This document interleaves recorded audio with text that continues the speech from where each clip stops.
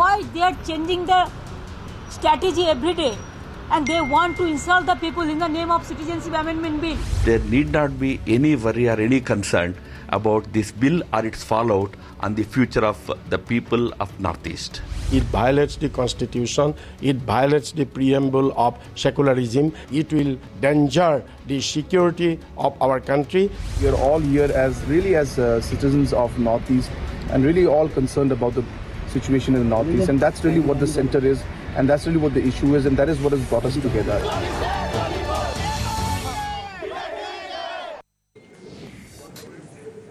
Well, the controversy over the government's move to push the Citizenship Amendment Bill has pushed the Northeast into further turbulence. Widespread protests have erupted ever since the Lok Sabha passed the bill on the last day of Parliament in the winter session. And now, as the budget session is set to wind down, the government is weighing the possibility of tabling the bill in the Rajya Sabha on Wednesday, that's tomorrow. Allies of the BJP who are still with the NDA have threatened to quit if the bill is passed. So will the BJP's gamble pay off? Will it make up for the losses in the Northeast by making gains in Bengal? Joining us now are BJP spokesperson Amit Malviya, Congress spokesperson Zarita Laikfang, CPIM leader Sunit Chopra and rapper younger constituent of the Northeast, Rahul Rajkova. Thanks very much for joining us on the program. Amit Malviya, I want to start by asking you, we saw this play out in the winter session with the last day being reserved for the passage of the Citizenship Amendment Bill. You've seen your own allies not just protest, but some have in fact quit the NDA. Others have threatened, like the National People's Party, Conrad Sangma, threatening to quit the NDA if this bill goes through. And yet, we are not even sure whether this bill is going to be tabled in the Rajya Sabha or not. Derek O'Brien, who's a member of the Business Advisory Committee of the Rajya Sabha, says that time has not even been allocated. This is all show and no go on the part of the BJP. You know, Shireen, first of all, let's be very clear about what this bill is. The bill essentially says that we would give space to the minorities in countries such as Pakistan, Afghanistan and Bangladesh who are facing persecution in India. Now that is going in with its ethos of Vasudhaiv Kutumbakam, and also a country which is in a sense the cradle of Hindu civilization, and for that matter it would want to welcome all minorities which are essentially Indic faiths and are being persecuted in these countries which just one have second. now become Islamic republics in some ways.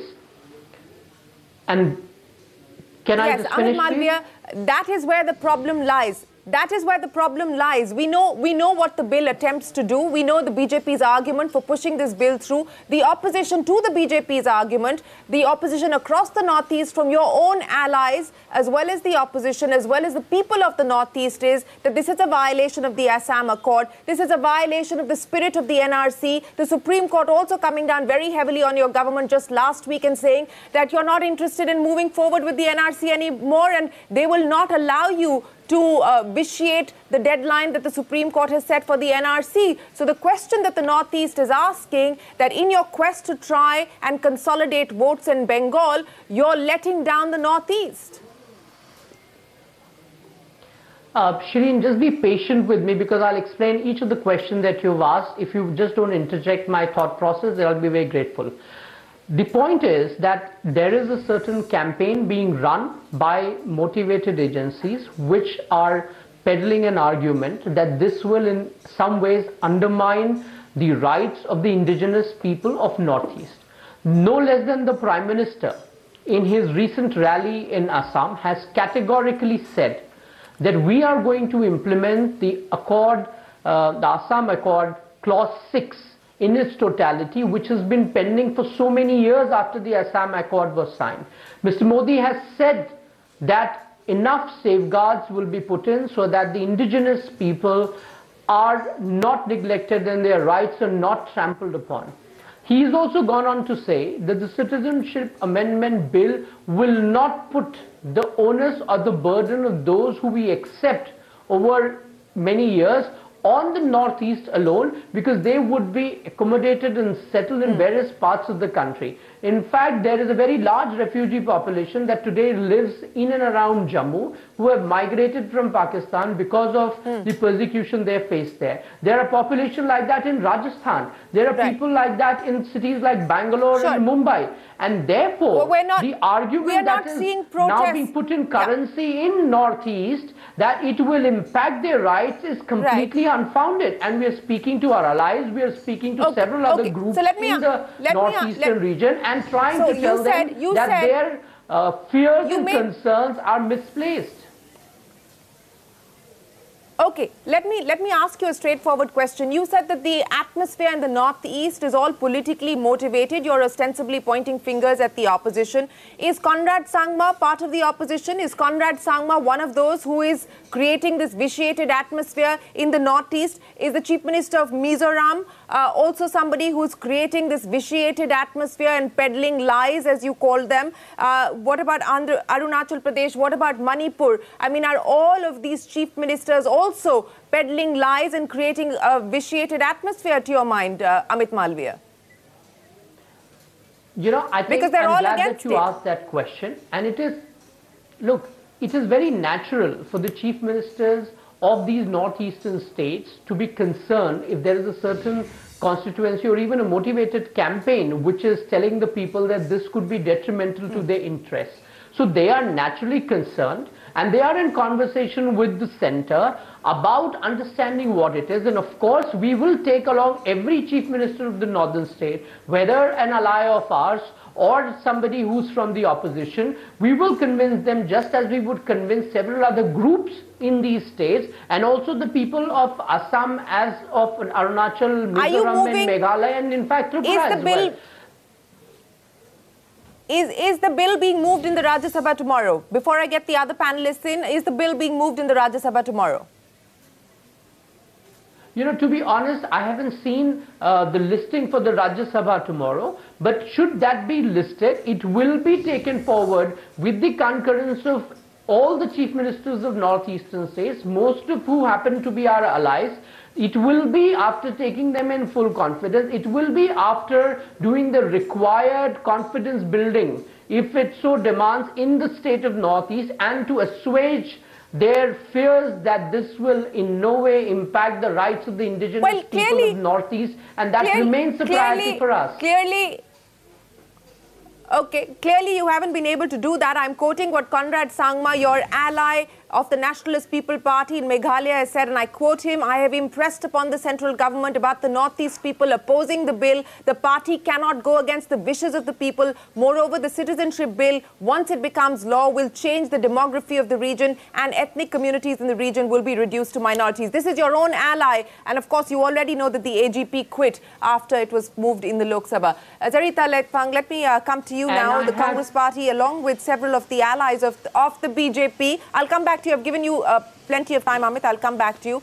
Zarita, what is the Congress Party strategy going to be? As of now, if I go by what Derek O'Brien has told us, that 9 hours and 56 minutes were allocated for discussion in the Rajya Sabha on the motion of thanks, and it looks highly unlikely that this bill is going to make it through the Rajya Sabha tomorrow, but we don't know.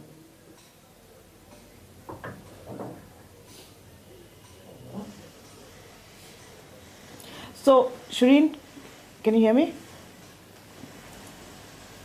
I can. Go ahead. Yeah. So, Shireen, first and foremost, you know, Mr. Amit Malviya, he's given us the entire background and what they're going to do and what they're not going to do. But they have to actually realize that their allies themselves have gone against them.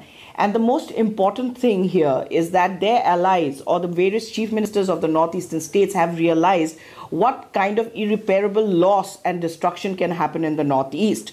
Now, the central government is not at all bothered about the Northeast. They may go and, you know, inaugurate projects and then, launch various projects there, but they are not actually bothered about the Northeast. We have to understand this. Now, for example, talk about the 6th schedule of the Constitution. This bill, if it comes into action, what is it basically going to do? It is going to totally contravene the land rights bill of the tribals. So basically, it is a threat for most of the indigenous communities that are there in these 7 states.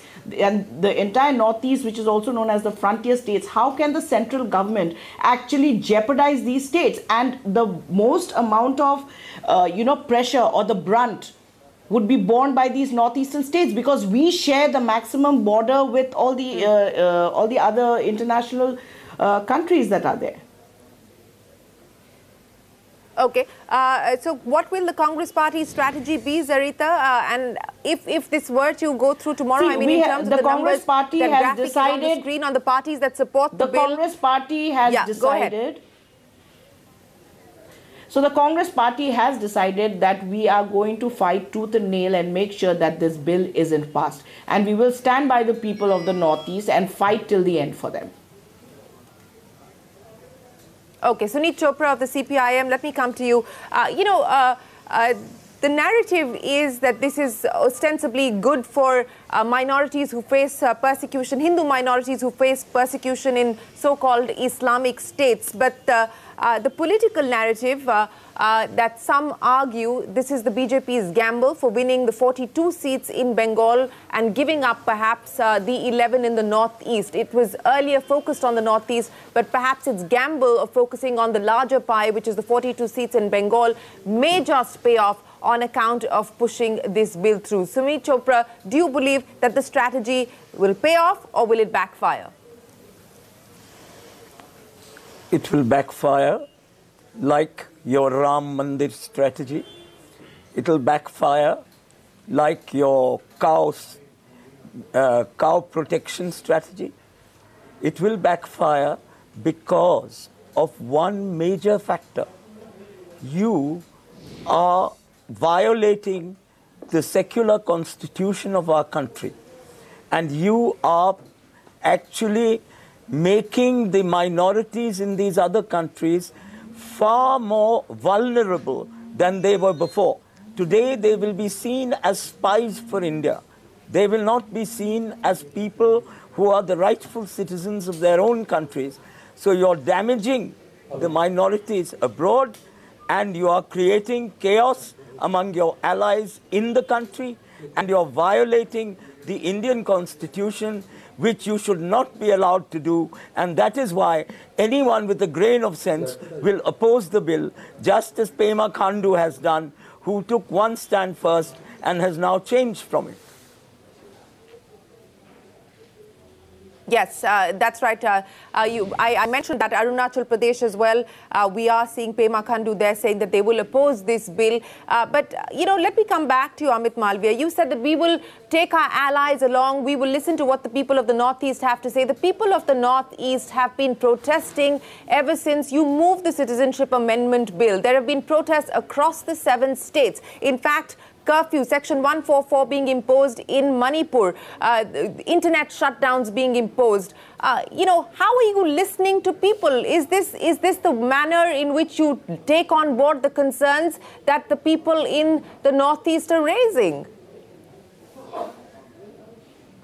Shireen, first of all, I'd like to add to what you said. This bill does not only protect the Hindus in the other Islamic countries that we spoke about, but it also includes Jains, Sikhs, and even Christians for that matter. And therefore, it is not meant to polarize or to consolidate vote bank with electoral.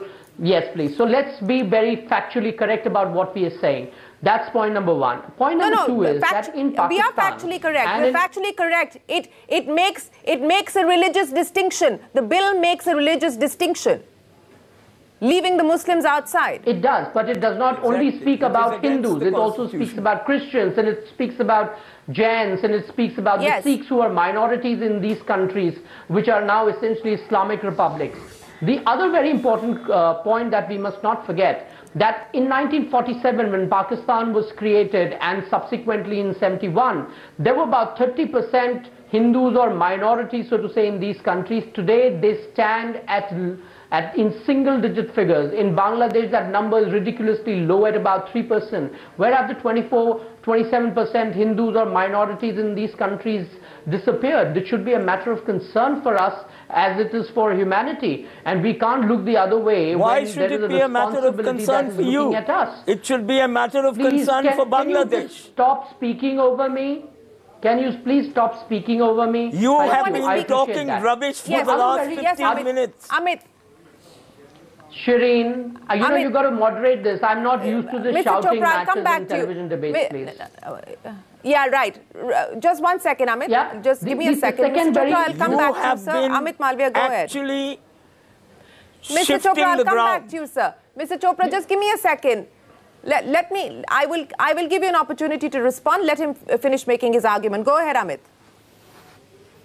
Right. Fine. And the other very important point, and I reiterate that if there are people who are seeking refuge in our country and doing so legitimately, earlier you did not have a framework for it, now you have a framework. You will, if you were to induct these people, there will be properly laid out procedures and guidelines for how they can get citizenship. We'll at least be able to move away from the argument that a lot of illegal migrants are coming in irrespective of the faith that they come from and are impinging on the resources of the people. There are already laws to protect the indigenous rights of people in Manipur, in Meghalaya. There's the Eastern Frontier Regulation. Prime Minister Modi has spoken about implementing the Clause 6 of the Assam Accord, which will essentially ensure that there's a legal framework to protect the indigenous Assamese population who have actually borne the biggest brunt of the illegal migration that has happened from Bangladesh.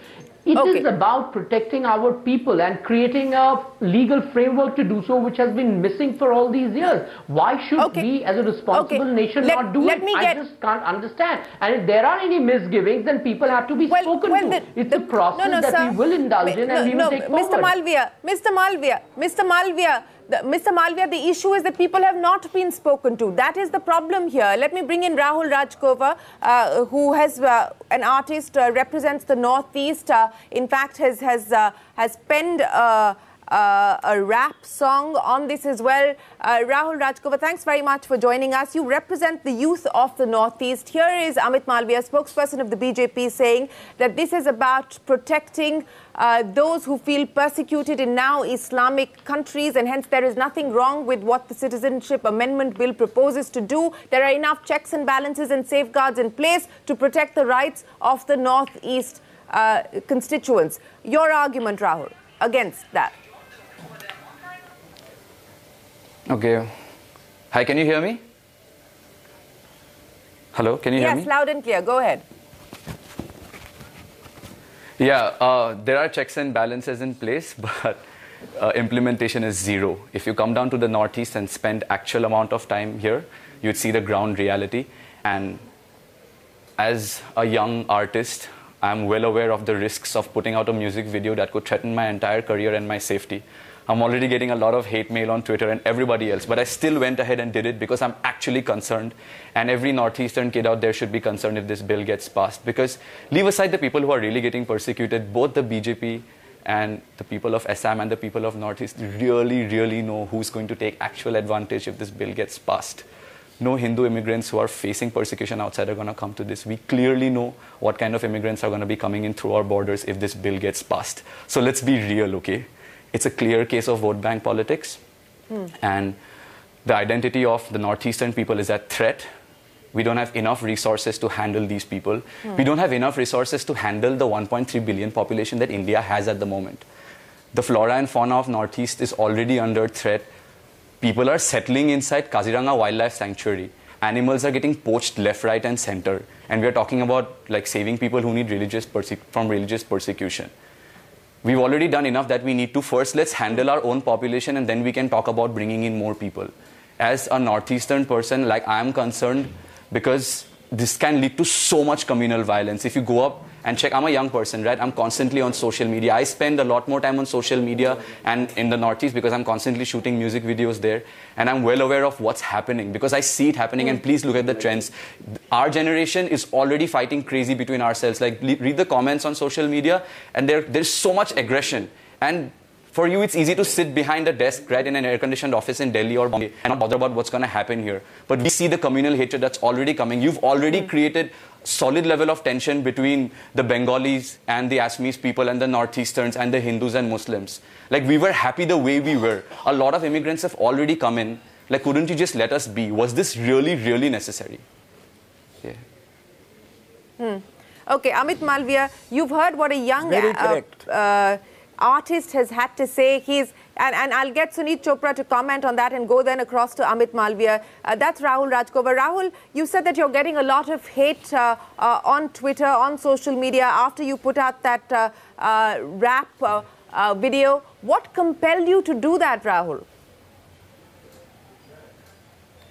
I did it because a lot of people in the Northeast have been protesting, left, right and center. People are doing nude protests. People are spending a lot of hours in the sun and protesting, but a significant population in India is not aware of what's happening, and I wanted to make everybody aware. I thought, because I had some level of social media outreach, right? And I wanted to put out a message using the amount of influence I have, because the sad part is so many people command so much influence over the internet. A lot of celebrities who can pull a significant amount of influence are doing nothing about this. They're afraid to speak up for what's right. So I had to do what I could.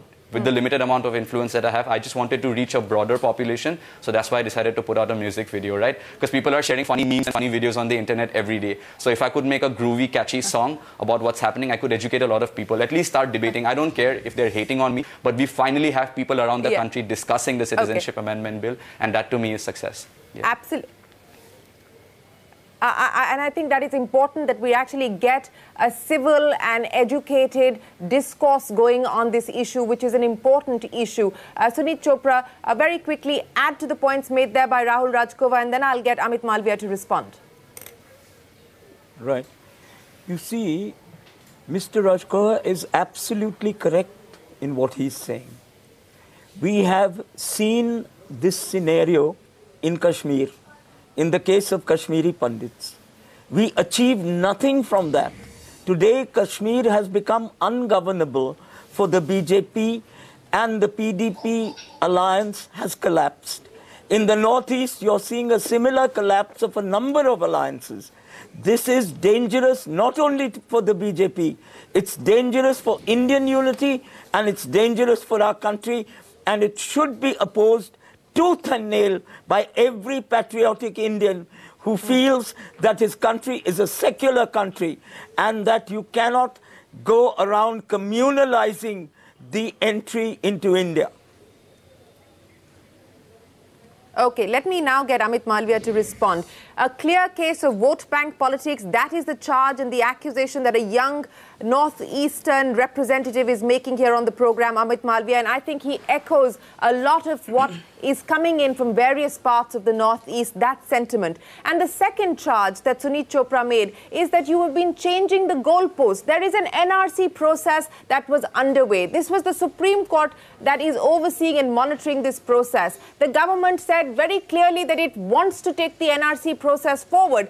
And then suddenly you decide that you're going to go ahead with the Citizenship Amendment Bill, which undoes what the NRC was hoping to do to start with. So why the changing goalposts? Exactly.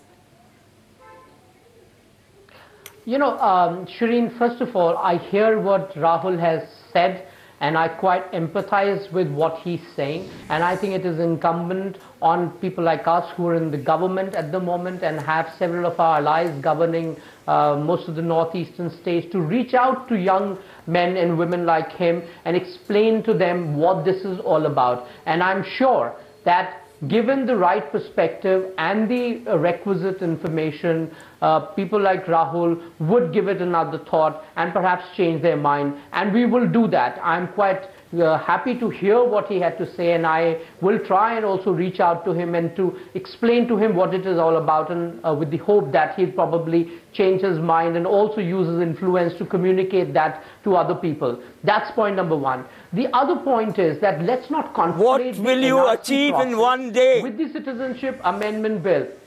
Please, Mr. Chopra, stop shouting over me. I mean, I want to have a civil debate. I don't want to get into this. In one day, what are you going to change? Tomorrow is the bill. Yeah. Shireen, that's a valid point. Amit addressed that. You intend to move this bill tomorrow. So what are you hoping to change?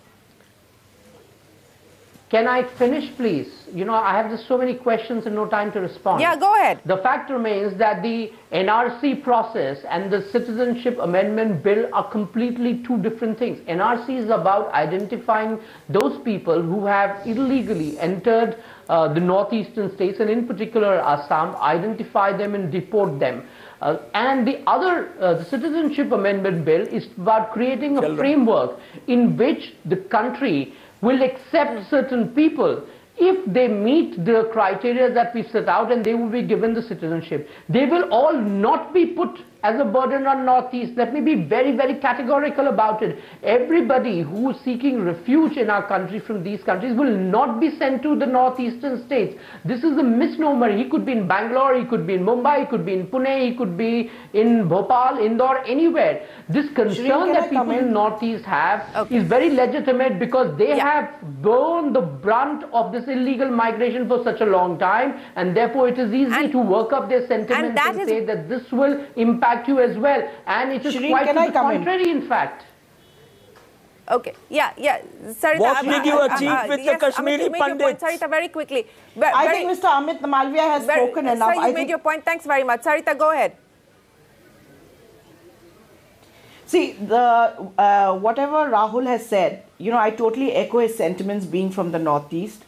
And Mr. Amit Malviya, we do not need your sympathies. That would be the last thing on earth that we would need. For right now, what we need is, we do not want the Northeast to be threatened. We do not want the Northeast to be set on fire. So the sooner the better this government realizes, the better it is for them. Because this kind of vote bank politics is not going to work in Northeast. And Northeast people are very intelligent, so stop playing with us. And we are not going to take it lying down. Yes. All right, let's see if they do in fact move the bill in the Rajya Sabha tomorrow. That seems to be the attempt, but whether that's posturing or whether it will finally be taken forward is the big question. But Rahul Rajkova, you know, you represent the youth of this country, not just the youth of the Northeast, and you've actually penned into word your concerns and your fears. So let me give you an opportunity to end this program with what you've rapped about, because hopefully we will engage with those in positions of power and address the concerns that the people in the Northeast and perhaps other parts of India, but mostly in the Northeast today, are expressing. So may I request you to share what you've rapped about here, and we'll close the program. Yeah. I'm just trying to explain to the people through my song that given the area, India the most populated, and we are only going to make it worse because of the bill you created. We haven't even done enough for the ones that we have.